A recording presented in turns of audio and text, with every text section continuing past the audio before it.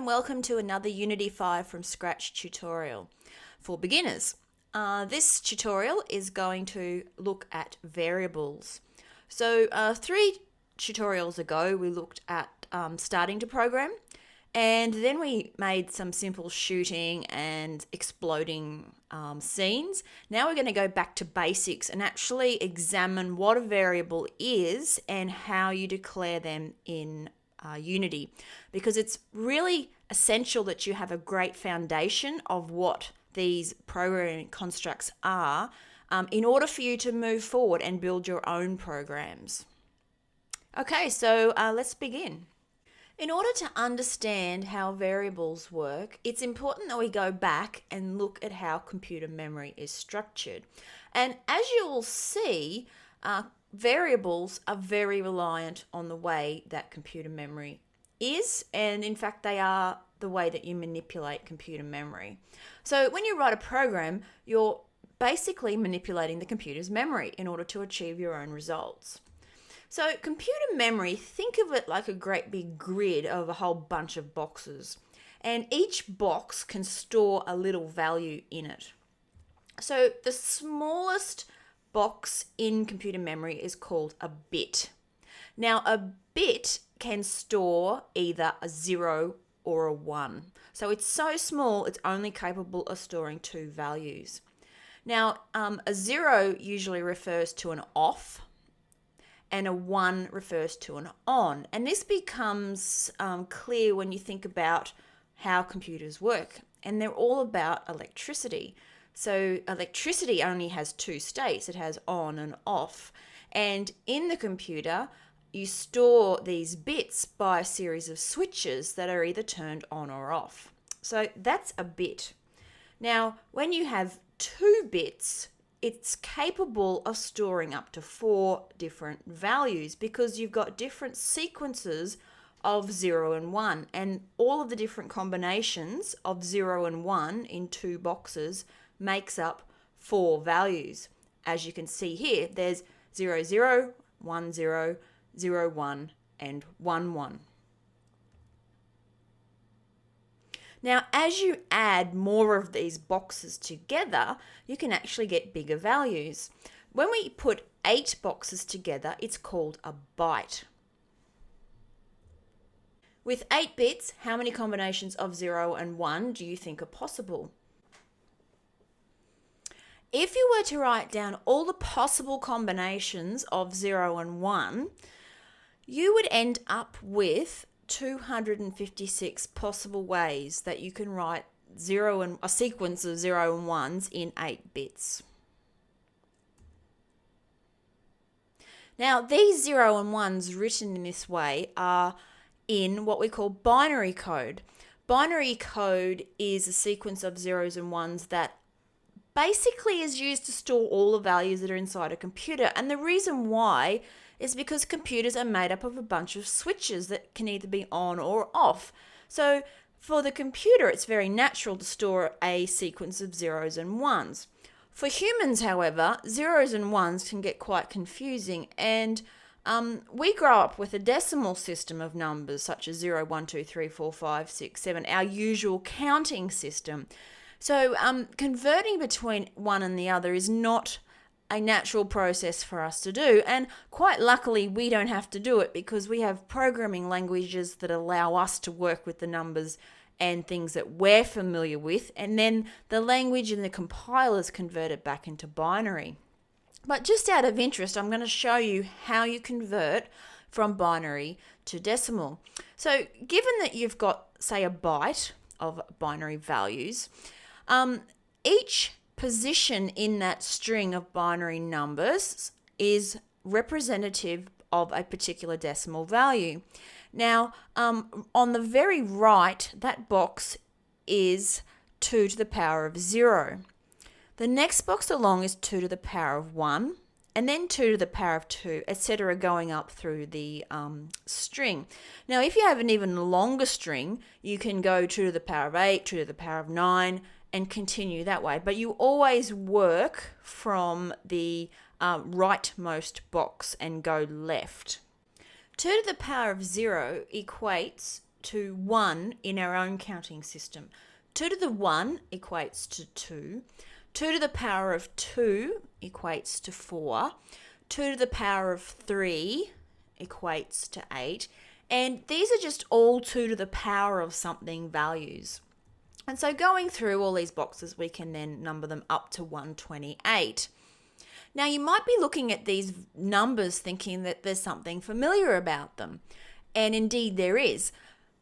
Any number that has to do with computing over the ages has been 2 to the power of something, because computers work in binary.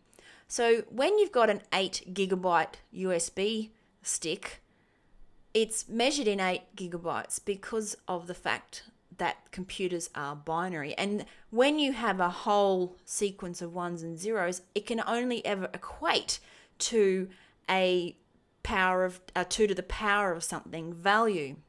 You might have a 128 gigabyte hard drive. Okay, all those numbers are very familiar because of the way computers store numbers. All right, so given that each of the boxes represents a certain decimal value, we can now quite easily convert a binary number into decimal. Let's have a look at this example. So here we've got all the boxes, and we're going to put a binary number into it, which is 010111010. Now, we need to pull out all of the boxes that have ones. Anything that has a 0 in it, we're not interested in, okay? So we've got one lot of 64, we've got one lot of 16, we've got one lot of 8, and we've got one lot of 2. So if we add all of those together, just the boxes that have ones in them, we get the value of 90. And this 010111010 in binary is actually equal to 90. Now, we're never going to have 2 lots of 64 or 3 lots of 16 because the boxes can only ever have a 1 or a 0 in it. So this has got to be one of the easiest number conversion systems that ever existed, when you're just adding the value of the boxes together. All right, so given everything you know so far about binary numbers, what's the largest number you can store in a byte? It'd have to be when each box in that sequence has a 1 in it. And so if we then add all of the box numbers together, we get 255. Now, you might be thinking, didn't she just say 256 before? And yes, I did say that. But we also have to include 0 in this count. And when we include 0 as a number, then we also find out that we get 256 possible values that we can store in this number. But the largest number that we can store, with all of them being set to 1, is 255, with 256 being the number of values that we can have in a byte. Okay, so on to data types. What are data types? Data types are different sized memory allocations for storing different sized values. Now, data types will become your friend in programming because this is where you start to manipulate what the computer memory is doing. And this is what programming is all about. It's about manipulating the computer's memory. And so this will be one of the most powerful concepts that you're going to learn, other than logic, which we'll look at in a few different tutorials' time. So first of all, we're just looking at the very, very basics of starting to program. And you'll already be familiar with some of these data types because we've already used them. Why do we have data types? Well, first of all, computer memory is limited. So when we want to manipulate values in computer memory, we aren't allowed to have access to the entire amount of memory because the computer's doing other things. And by having a data type, we're kind of saying to the computer, I want a little bit of space to do something with, and then it allocates that memory to us. And we need to be able to tell the computer how much memory we need for what we're about to do. And the data types allow us to also control the use of memory in convenient-sized chunks. And they're standard sizes as well, so that between programming codes, you have pretty much the same sizes of these data types. And it also allows for controlling efficiency in your programs. So if you only need a small amount of memory, then you only use a small data type. If you want a large amount of memory, then you use a large data type. The way that the central processing unit works in a computer is that it pushes each time it runs through itself a certain size of memory.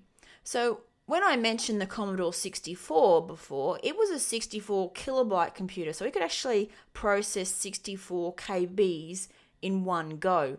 Nowadays, the computers are like hundreds of times more efficient than that, and you'll see different sizes on different CPUs for different machines, and that's basically telling you how much they can push through in any single cycle as they're working. All right, so let's get down to the nitty gritty. These are the common data types, and you're going to see these over and over again. These are ones specific to C# because that's what we're doing our video tutorials in Unity with. So they don't really differ very much from programming language to programming language. Like they're the same in JavaScript, they're the same in C++, they're the same in Java and PHP and that. You'll see them over and over again. And they all mean the same thing, which is very nice because that's why they're standardized for us. So the first one is an integer. When we declare it, we use the keyword int for it. And integers will store whole numbers, and their size is 4 bytes. Okay, so we were talking about 1 byte before. So imagine putting 8 lots of bits together 4 times. That's how big an integer is. And if you calculate the size that an integer can store, it's going to be somewhere in the order of 2 billion, 147 million, etc., negative and positive in its range. So an example of an integer is 153. It's a whole number. There are no decimal places. The next data type is a float. Okay, so its name is a single precision floating point. We declare it as a float, which is a whole lot of less typing. The float will store real numbers, and a real number has a whole part and a fractional part. So 12.34 is a float. So any number that has a decimal place and numbers after the end is going to be a float or a real number. And a float also has the same size allocation as an integer. The float itself can store somewhere between 6 and 9 significant digits. So this is the number of digits that are after the decimal place. Now, with the integer, the whole lot of bits that are in there are all allocated for storing a whole number. With a float, the number of bits that you've got gets divided up so that part of it will hold the whole number part and another part of it will hold the numbers that are after the decimal place. So depending on how many numbers are after the decimal place or how big the actual whole number part of the float is will determine, how many decimal places and how big your number is. So that's why we're kind of saying here, well, it's about 6 to 9 significant digits because it does depend.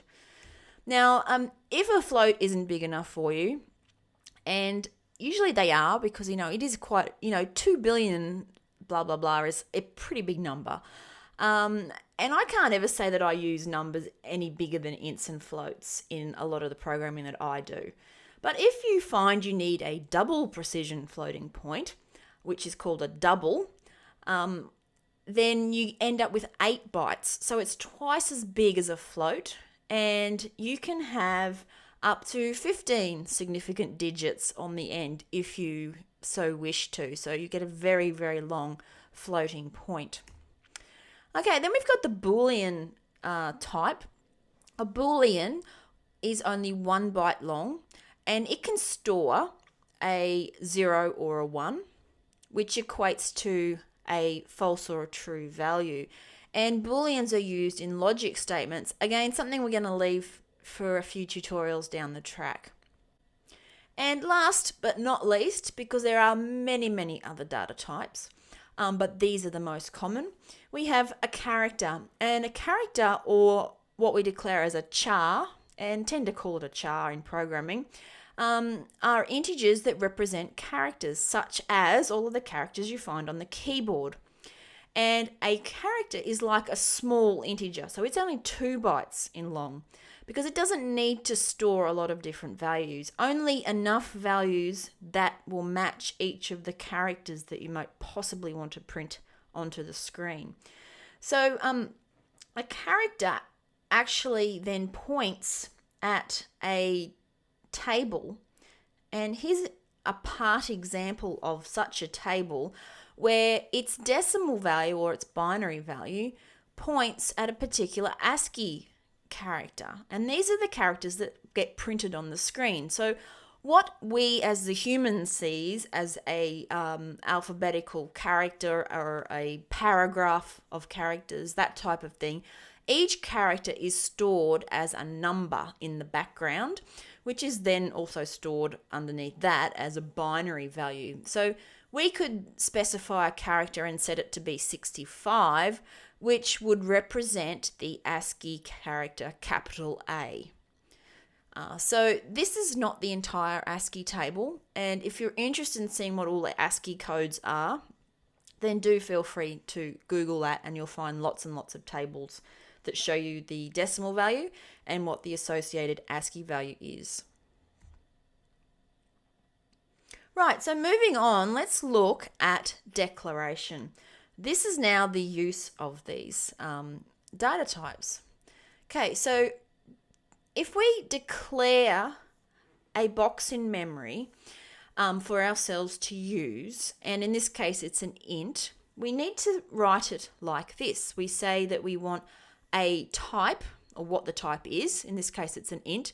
Then we have to give it a name. Now that name can be pretty much anything, which is usually a combination of characters and digits.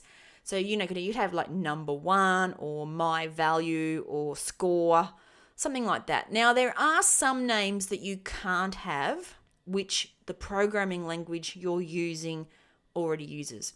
One quick example would be you couldn't have an int called int, obviously, because int is what's called a reserved word. The programming language needs that word for something else. Try and make your variable names as meaningful as possible. It helps with the readability of your code. So if you're storing, say, the player's score in an int, you would write int player score. You wouldn't write int n,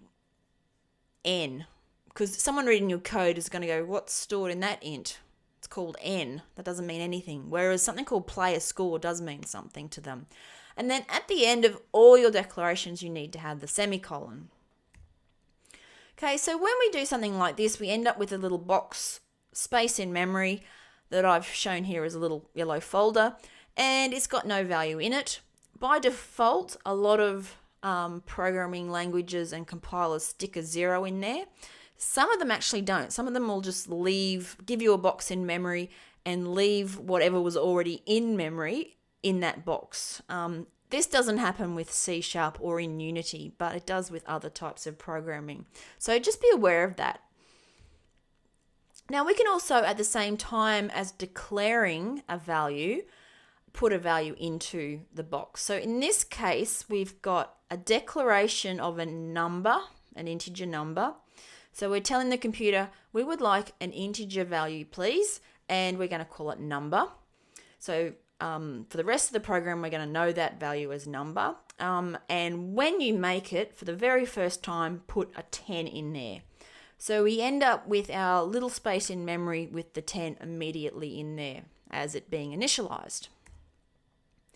Now, if we initialize or if we declare without initializing, we can always assign values into our box in memory at any other time in our program. So here's an example where we've gone int number, where we create a box in memory with nothing in particular in it. And then we could have a whole bunch of code after that doing other things.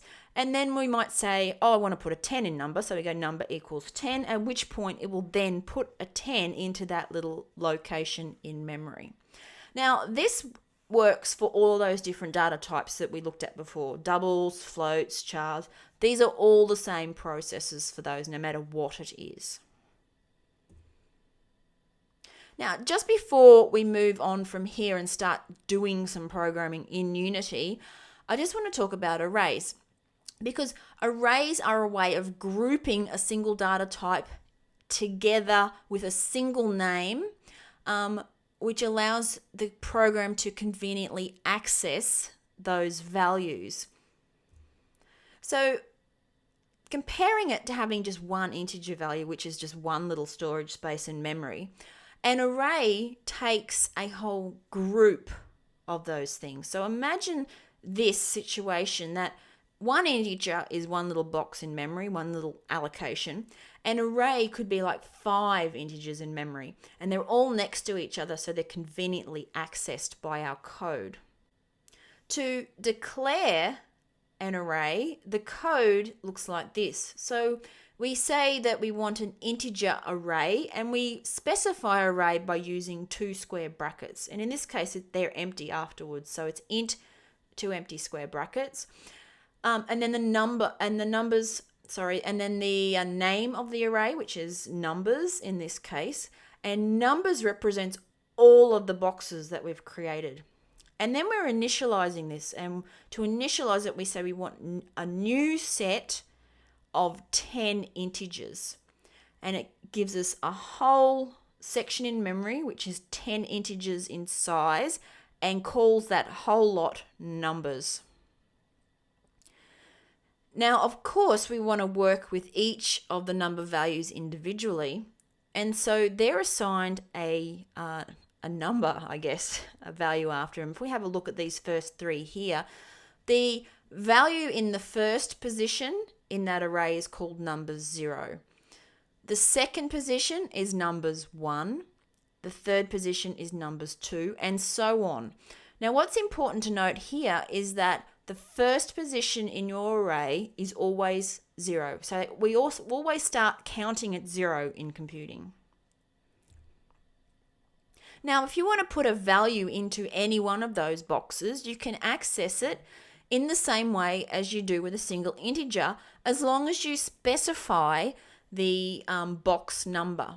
So in this case, if we say numbers in box 5 equals 8, then it's going to put an 8 in that box. Now remember that the first box is 0, which means that in the 6th position in this array, it's going to put an 8. Okay, so that is, in a very tight little nutshell, data types, and I've covered all the basic ones that we will use. So now let's go into Unity and actually do something with them. Now in Unity, I've created this green cube, and we're going to write a little script to modify the size of this cube.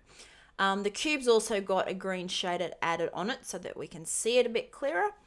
Okay, so let's create some code, C# script, and call it scale object. Now, if you remember back to the first programming part of this tutorial series, you'll know that whatever you attach your script to is going to modify all of those particular objects. So we had a cube and a capsule that were rotating around, and the same script would operate on both of them. And then we added a drive animation as well, which drove both of them around.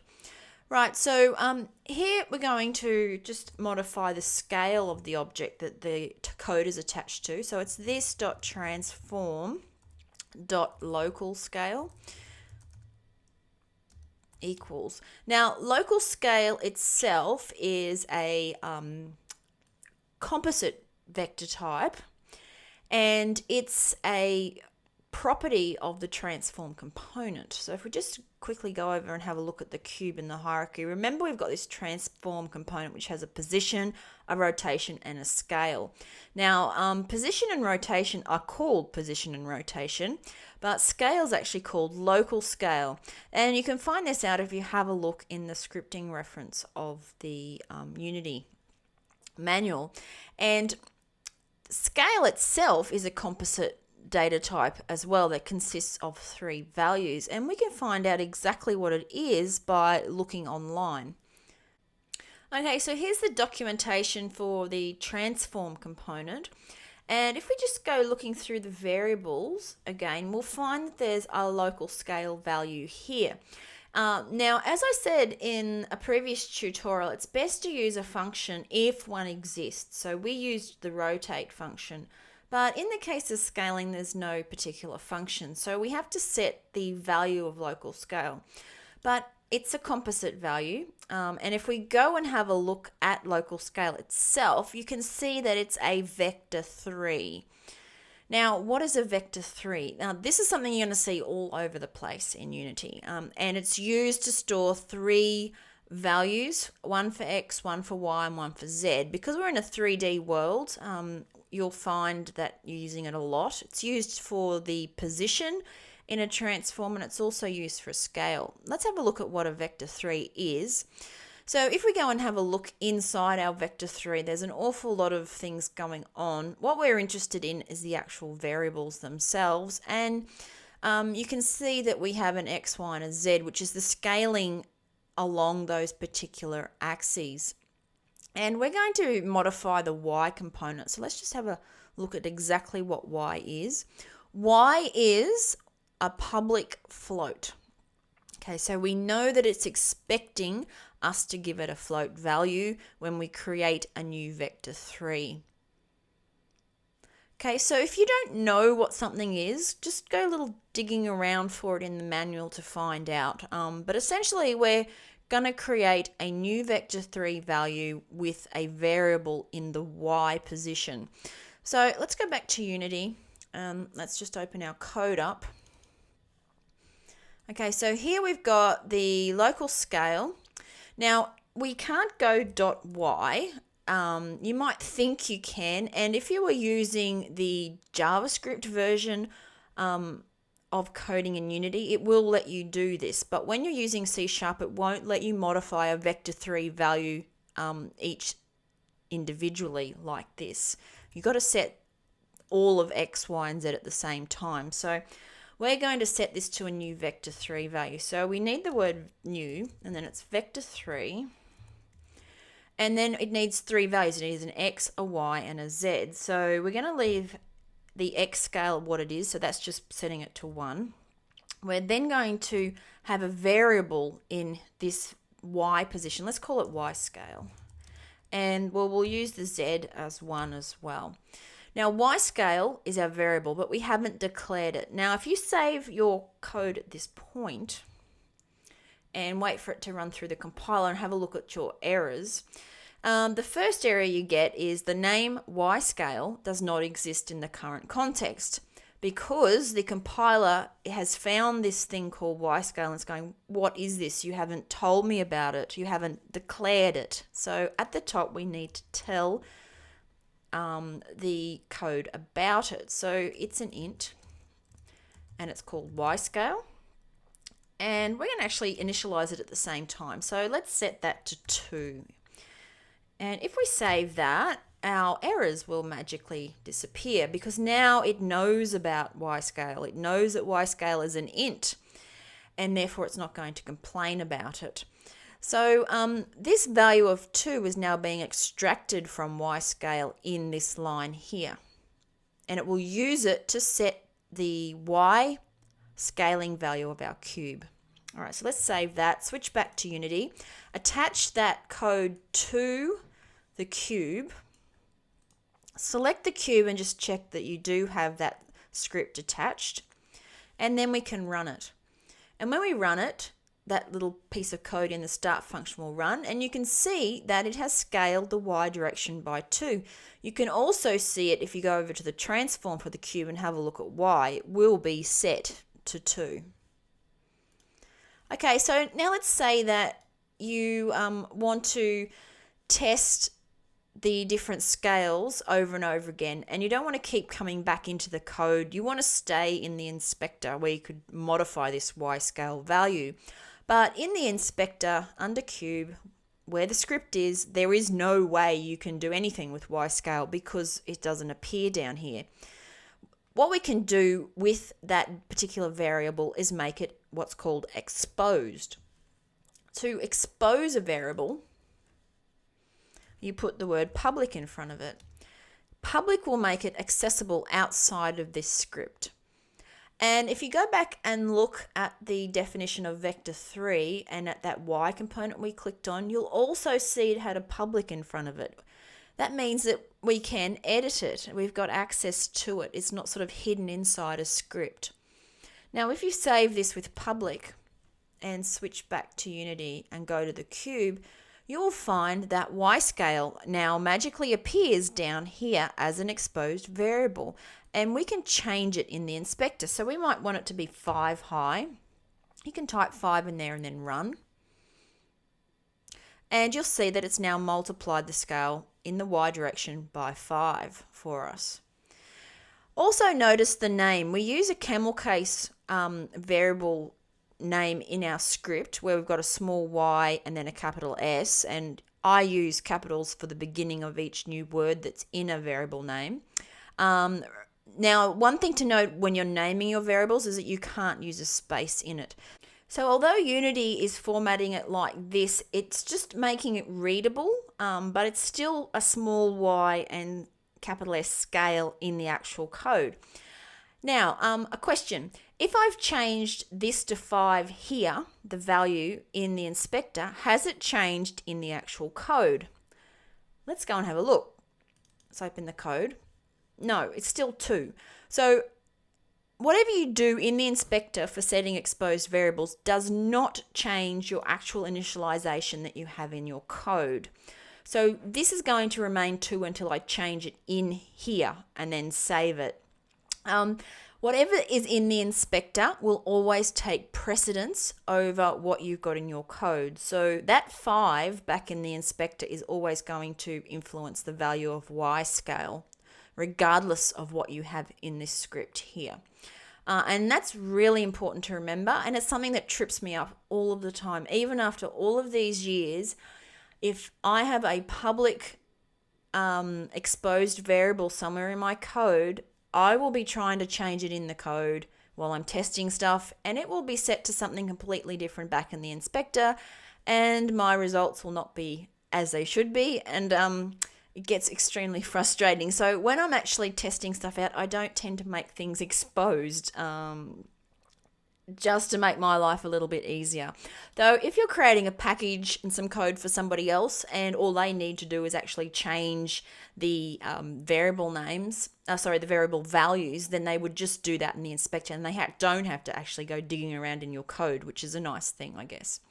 All right, so that's making an integer value and using it to scale this cube. Let's now say we want to make it half the size that it was before. It means we need a value of 0.5. What can't we do with an int that we can do with a float? Well, we can have decimal values. Now, we can't put 0.5 into an integer value. Let me try. If I save that, I'm going to get an error, okay? It's not going to let me, constant value 0.5 cannot be converted to an int, which is fair enough, it can't. So we need to make this into a float, which is quite nice because remember our vector 3 uses float values, but it was quite happy to accept an int as well. So we've now got this float Y scale, which is 0.5, which should be good. Let's save it. Now we end up with another error down the bottom. And it says literal of type double cannot be implicitly converted to type float. Add suffix f to create a literal of this type. Okay, what does that mean in plain language? It means that when we type 0.5 like this, the compiler says, oh, it's a double. Just because it does. It assumes by default that it's a double and that you're trying to jam a double, remember, which is a really, really big value, into a little tiny float. Okay, so you're trying to go from 8 bytes down to 4 bytes and it's not liking it very much whatsoever. So you need to force this to be a float 0.5, not a double 0.5. And we do that by putting a little f on the end, which will force it to be a float. Now, if you save that, the error will go away. And when we run it, it will halve our cube. Oh, whoops. Now, see, I've just done exactly what I told you I always do, which was forget that this public value here is overriding what's going on in the script. Okay, so I'm just going to go back to the script. I could change it to 0.5 in the inspector. I'm just going to get rid of this public. So we're working just in the script. And now when I run it, 0.5. Okay. So that's our float value coming out of our script and going into the scale function for the cube to modify it. So that's a quick introduction to variables and creating variables in Unity. We'll do a lot more practice as we go through. And in the next tutorial, we're going to look at using operators to modify the values that are in the variables and then to use those values to influence what's going on in the game scene. All right, so thank you for listening, and I will talk to you in the next tutorial.